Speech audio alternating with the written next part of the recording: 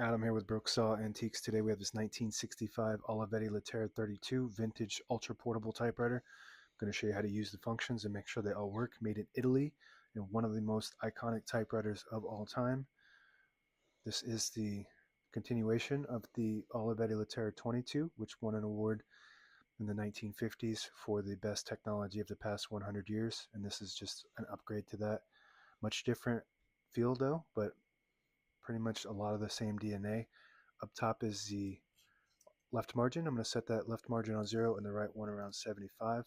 And this is the paper support arm that flips up from the back. This is the paper bale that sits on top. It's got 2 adjustable rollers and a scale.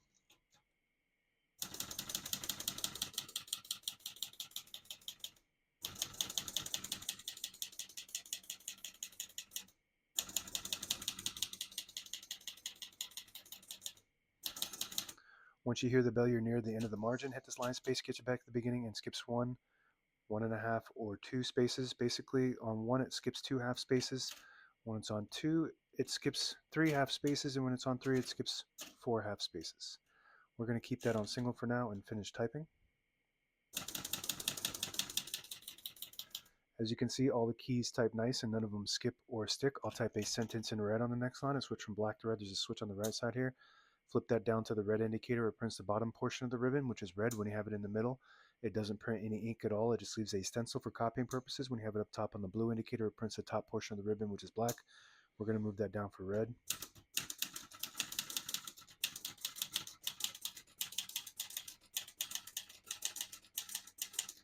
Beautiful. Basically as light as it comes when it comes to vintage typewriters. It feels like you're typing on a laptop. This is the most modern feel typewriter that I've used. The print's perfect. It has pica typeface, 10 characters per inch. It's an all-around really nice condition machine, and it's got that really nice design, Italian engineering.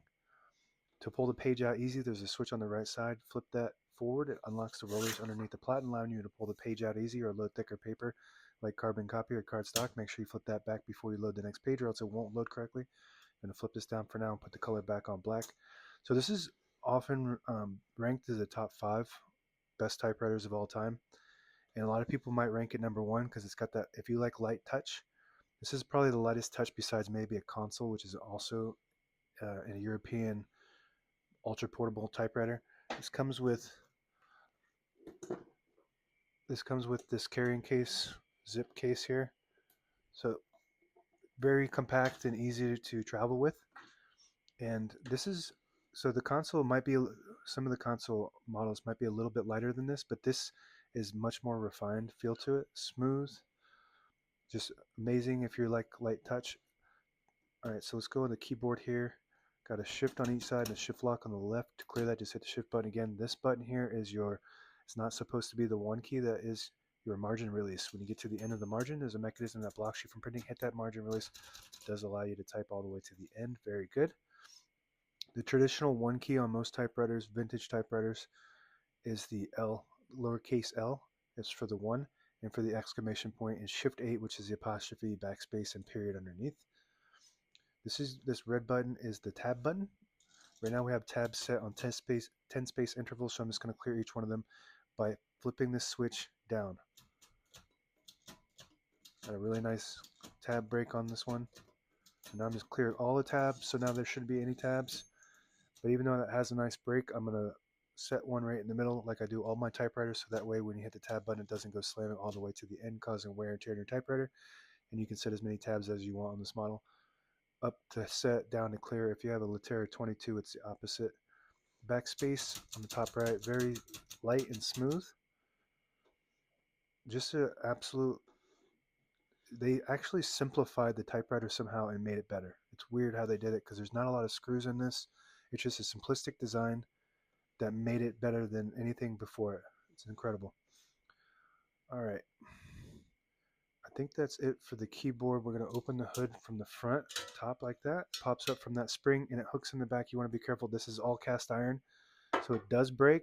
I've seen these hooks break off before, so you want to make sure you pull it from the front and not the back. If you try to force it from the back, those can break off. All right, all the brand new ribbons loaded on the left side, so it's pulling clockwise to the right if you want to switch that direction manually. The side you want it to go to, there's a ribbon guide that the ribbon threads through. You just flip that towards the middle, it'll pull to that side. And that's meant to catch the eyelet, which is a little metal piece at the end of the ribbon, and swap it automatically to whatever side it needs to go to indefinitely. So you don't need to do that.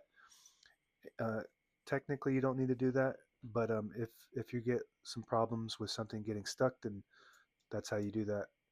And if you don't have an eyelet at the end of your ribbon, you can tie a knot, and that should catch the automatic reverse. This is your touch control, very important on this model. Some people say that this is unusable because it's so light. If you're used to a heavy touch typewriter and you go on this, it's like typing on a laptop. You might want to just increase that tension and then make it extremely more compatible with your type style. I typically have it on light, but this is even too light for me. So I put it right down the middle and it's perfect. It's a beautiful machine and it's serviced and tuned up, ready to go. So I just hooked that first in the back and then popped it down in the front. This is your carriage lock. When you flip that down, it locks the carriage in the middle when you move it to the middle. To unlock it, flip that up. This is your carriage release. There's one on each side, which is actually kind of rare for an ultra portable. Most of them only have one on the right side. This one has one on both sides. Super smooth. And the 22, one of the main differences between the 22 and the 32 is this one rides on ball bearings, and the 22 rides on a rail with a big rod. And on the front, it just has a little notch that keeps it on track. So it's a much different carriage feel. Actually, I wouldn't say it's much different. It's a different feel, but the 22 is very special as well. So this button here on the left knob disables the spacing when you turn the knob, so you can get to an exact spot on the page. You let it go, you get those clicks. Each one of those clicks is a half a space. Same concept when you move the line space selector all the way back to 0, it disables the spacing. You want to be careful when you do that though, because you will lose your line. That's only for getting to specific spots in between lines. And that's it. Now, oh, this swivels back. That's very important as well.